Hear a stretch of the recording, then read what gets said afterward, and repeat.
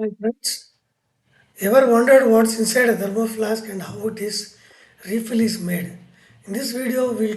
walk through entire process from forming the inner outer shells to creating a vacuum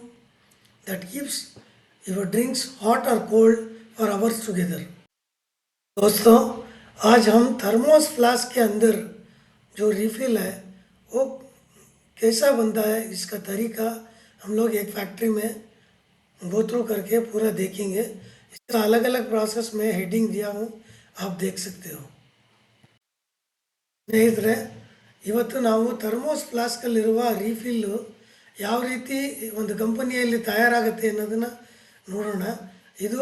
export ಬೇಡಿಕೆ ಭಾಳ ಇರೋದ್ರಿಂದ ಮಾಡೋರು ಭಾಳ ಕಮ್ಮಿ ಇದನ್ನು